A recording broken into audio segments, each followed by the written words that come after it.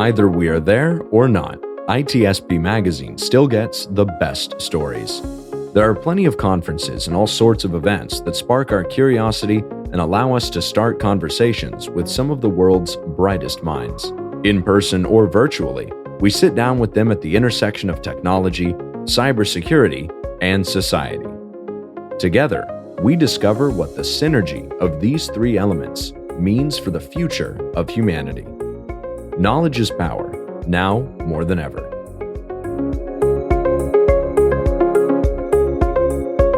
All right, everybody, thank you for joining me again for what I am calling the post-event coverage for CES. If you've been tuning in, Redefining Society and our coverage, a few times, Sean has been with me on this interview. Fortunately for him, he's taking a little vacation in these days, so I'm taking this conversation, for which I'm very excited, because it's fun to talk about an event before and kind of tease about what is going on, but to be able to talk about that after the event, you can really pick the brain and really see the experience that these people that were having a talk or a panel there had, on top of being able to cruise the entire event. And as we all know, CES is the place where you see the future. This has been kind of like my my take for where it's going, with everything from space to food to media in this case, and cars and phone. It's not the gadgets anymore. It's our life, our society. And so today we have DJ Perera, which is the Chief Media Officer for the Ad Council, and she was on a panel that talked about that, media platform and advertising, the disruption. So curious to know why this title, actually. But let's get to the point. DJ, welcome to the show. Thank you so much for having me, Marco. I'm very excited to join you and share my perspective of CES, which, as yet again, was a wonderful way to not just engage with what's new and innovative, but also engage with peers and learn about how the landscape, not just media, but product, is innovating. Absolutely. And I'm very jealous because this year I couldn't make it in person, so I'm living it vicariously through all this interview that I do, that I've done before and I'm doing now post-event. So let's start with a little bit about you, your role, and for those that don't know what it is, the role of the Ad Council. Of course. I'm DJ Perera. I'm the Chief Media Officer for the Ad Council. And the Ad Council is America's leader in using the power of communications to inspire action and accelerate change around the most pressing issues in our country. I've been at the Ad Council now for about eight months. I run the media team. We have a large media team really focused on media strategy and activation, as well as outreach. We focus on emerging media and technology and CRM. Very cool. And I come from branding myself, and so dealing with advertising, and I've been doing that for long enough where the internet wasn't even too cool yet. And I have seen so many changes, and I'm sure you have seen so many changes, but I don't think we have never seen these many changes so fast, like maybe in the past couple of years, especially with generative AI in the last year. So I know that this was kind of part of the conversation. I know if you have to talk about AI nowadays, it's the rule of the land. And so how does that come into the conversation? And did you feel like really this year there was something really disruptive, as it is the title of the panel? You know, it's on January 8th. I had the pleasure of speaking during Digital Hollywood, as you mentioned, on a panel called Disruption, Media, Platforms, and Advertising.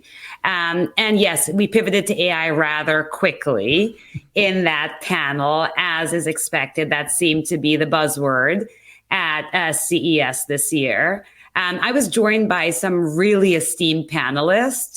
Tony Marlowe, who's the Global Chief Marketing Officer for LG Ad Solutions, Will Pearson, who's the president of iHeart Podcasts, Lizzie Widhelm, she's the SVP of Ad Innovation and B2B Marketing at Sirius XM Media, and Paul Sushman, who's the Chief Marketing Officer at Odyssey.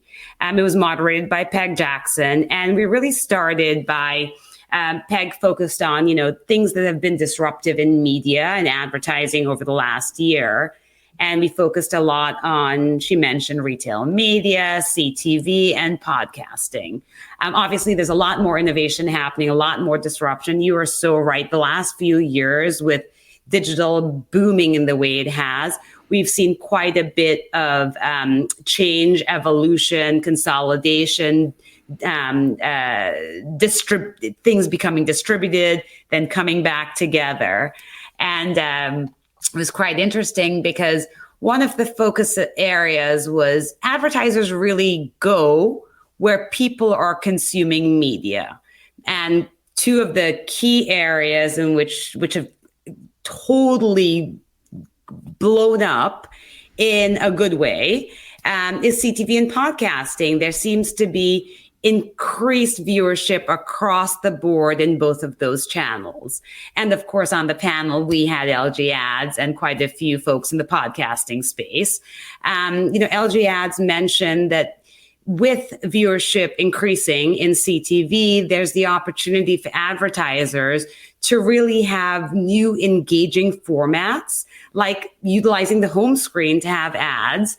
Formats have changed, allowing advertisers to have more ways in which to communicate to consumers. And it was so interesting to learn that podcast listeners are more than 120 million monthly, which was, I know it's a lot, but it was news to me to hear that stat. And what was even more interesting, obviously I listen to podcasts and I am loyal to the podcasts I listen to and the podcasters. To hear it from the mouths of the experts, though, that their viewers, their listeners are really loyal to the podcasting talent. As a result, the relevance of the ads within that programming is key. Yet again, explaining why advertisers continue to flock to the new channels where consumers are consuming content. So we spoke a lot of that, the areas in which we focused, but then of course pivoted to AI, I think within the first 7 minutes of the panel. And, the key that everyone stated is really being able to utilize generative AI, because we've had AI and machine learning in digital for many years. But now that we've crossed the threshold, as Shelley Palmer would say, from curating content to generating content using artificial intelligence, the key was really making sure we utilize it with a healthy degree of care. So respecting consumer privacy, obtaining the proper consent for use of IP, avoiding misuse, bias, legal risk, and any potential harm. That was the caveat. We have to make sure we're utilizing it in an intentional and proper way. That being said, there's huge opportunity. And two areas in which we focused and chatted was potentially leveraging generative AI for synthetic voice. And a couple of examples that were given from a productivity perspective was using Gen AI to provide language translation in real time. Imagine having a podcast in one language and very quickly translating that so that it can be consumed by viewers in multiple languages. So that was quite interesting to hear the conversation around that. And then another was really inserting certain words in, for example, if you had 50 variations of the same audio ad, utilizing synthetic voice to enable that quick dynamic creation of new ads. And all of the panelists did reiterate that synthetic voice should and would not replace the actual talent. And that the content creation process should always remain authentic. Very, very interesting conversation around that, and inspiring that, the folks on the stage were saying, we want to leverage this, but doing it in the right way. And another key area that really inspired me was being able to evolve DCO, or dynamic creative optimization, into on the fly, real time ad creation that's unique to each consumer. So imagine we can have unique imagery, messaging, and calls to action that actually are relevant to that one person in the moment where they're consuming content. So that really was a lot of the AI conversation. It wasn't a very long panel. It was about 40 minutes, which, as you know, 40 minutes is like 2 minutes in real time once you have the conversation. Which is like right now. I mean, you made so many points and I'm taking notes and I'm like, all right, I have a comment on that, a comment on that. But they all come around to me into a couple of things. One, of course, we come from 6 months, 5 months of strike in the movie industries, for writers, for actors. So everything you said about doing it the right way, but also embracing the possibility, I completely agree with you. But the other thing that I'm thinking is, it seems to me everything was pointing towards personalization. And I think, again, talking about another buzzword for all the conversation I had this year about other topics around CES, it is that, because AI allows you to do that. Now, in the AdWords, when you were describing dynamic creation, translation, inserting certain words, again, it drives towards personalization. And I don't know, I kind of had a 1984 George Orwell moment in my head there. Like walking in the airport, having, I don't know, the billboard talking just to me, saying my name, maybe in my headset, not publicly, I hope, and say, yeah, I think you need a pair of jeans or that. So it would be a futuristic conversation about 2 years ago. And, I still remember seeing Minority Report, which is the good and the bad of really getting content really totally tailored to you, and then the potential misuse of that, right? Mm-hmm. We're at a point where generative AI is a train that's left the station. Yeah. So the best we can do as humans is to make sure it stays on the rails in a way that enables us to be productive and efficient, and it doesn't go the path of becoming nefarious. Again, that's a large undertaking, and there are people way smarter than me working on ensuring that generative AI is actually utilized in a way that best suits us. And my hope is, and I'm a serial optimist, so my hope is that we are actually able to get to that place of utilizing this evolved algorithm in a way that can truly benefit society. And let's stay there. Let's dig a little bit deeper there with social impact, because that's what you guys do. And I think it's very relevant. And some tools, if used for the right reason, may be bringing really a lot of advantage. And of course, it's going to be a blurry line in the sand. We don't know exactly. But do you see, and how do you see these bringing something even more positive to the social impact kind of communication? For what we do, social, which is why I came to the Ad Council, the Ad Council really is the leader in convening storytellers and partners to enable social impact at scale, as well as individual action. With regards to technologies that drive change, I think generative AI is going to be part of the fabric of a variety of enabling services, efficiencies, productivity, that obviously will help us potentially to reach more consumers in very relevant ways. How we do that really has to be in line with how the industry is evolving. I don't necessarily see us forging on our own. Remember, we work with partners, we work with creative agencies, media agencies, we work with non-for-profits who fund the initiatives. So, obviously we utilize it in a way that everyone's comfortable with. Ultimately, our goal, with or without the technology, is being able to actually impact change on the issues that are most relevant to American society. Of course, I would love the efficiencies and productivity that Gen AI brings us utilized in the most ethical way to help us get those messages to consumers in the US. Yeah.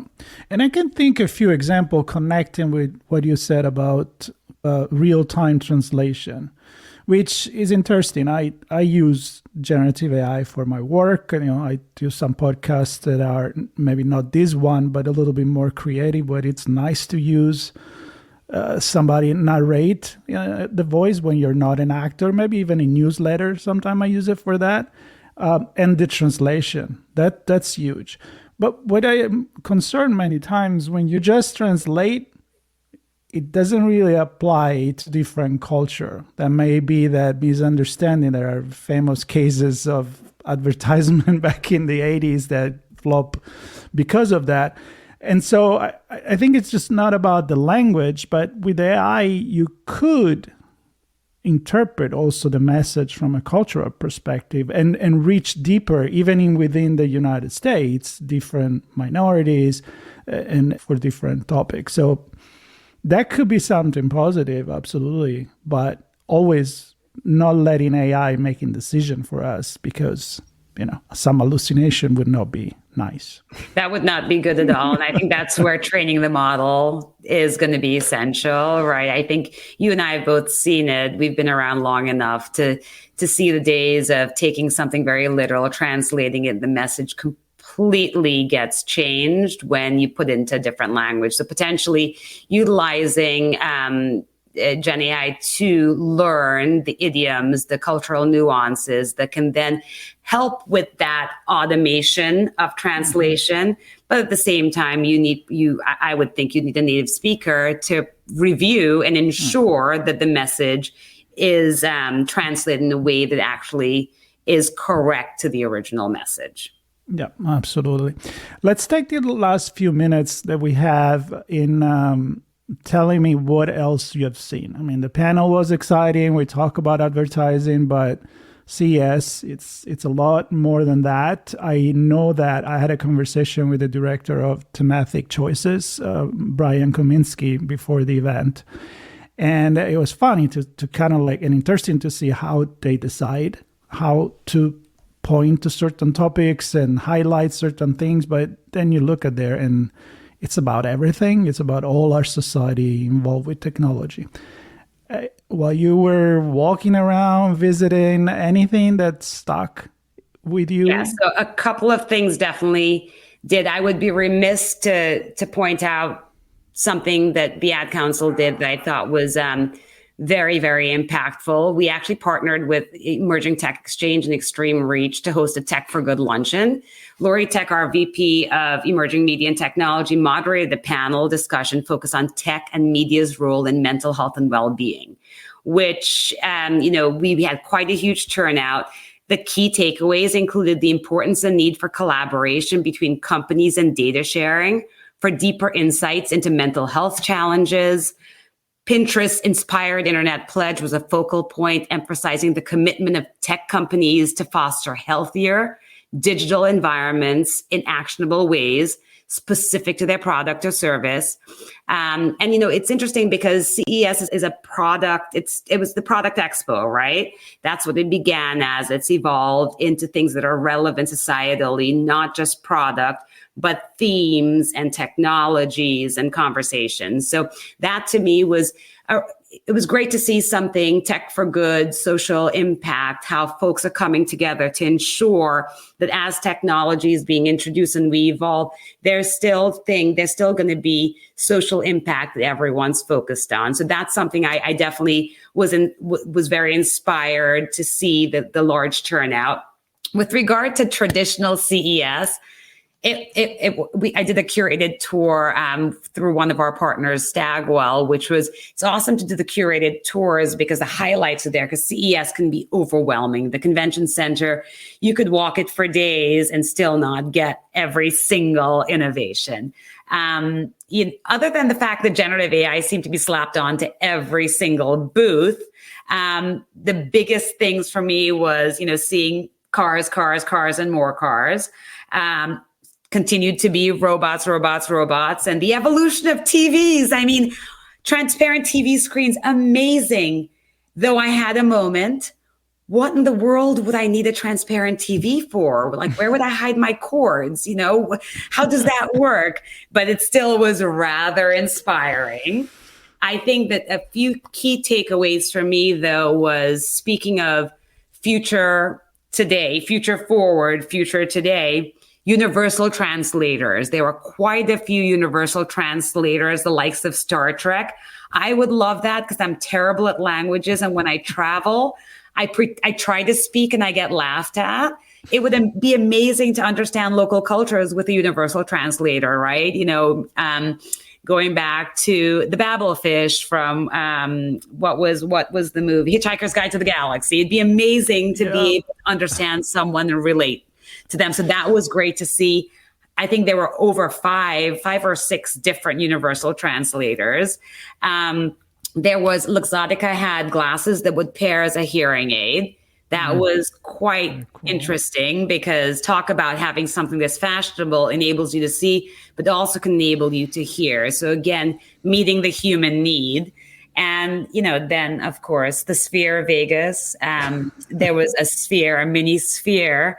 And I will tell you, the Sphere is wonderful passing by. I didn't get a chance to go see it, but seeing a little mini sphere that was rather large was mesmerizing at best. So, I think that the floor itself was absolutely phenomenal. The Eureka space, the innovation space where all the startups were, I did that on my own.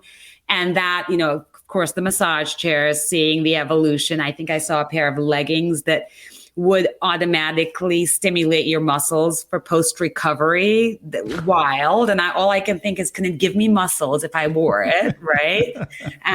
The food innovation, again, so inspiring. Some of these things may not come to market immediately, but if anything, it inspires us all to think differently and to think in new ways to help us evolve what's available to consumers and to ourselves.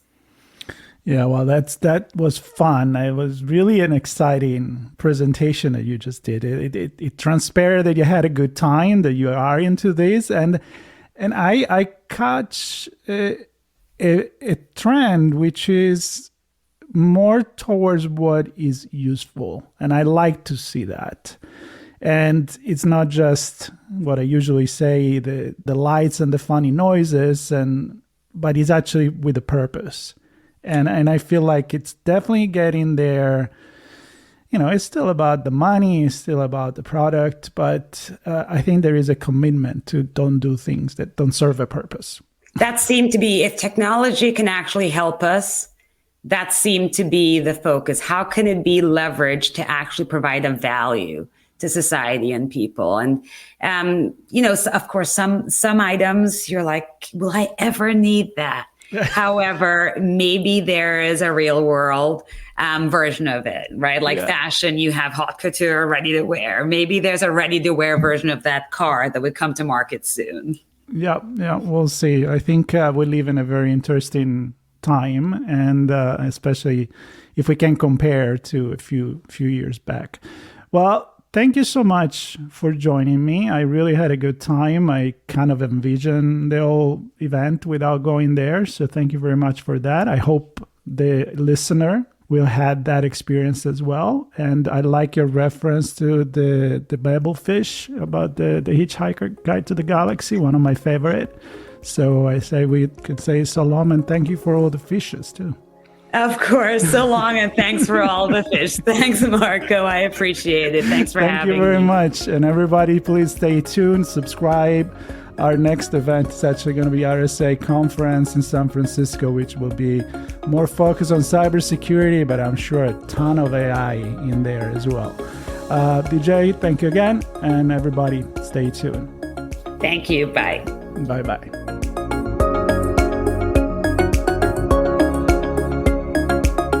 We hope you enjoyed this episode of our On Location Conversation.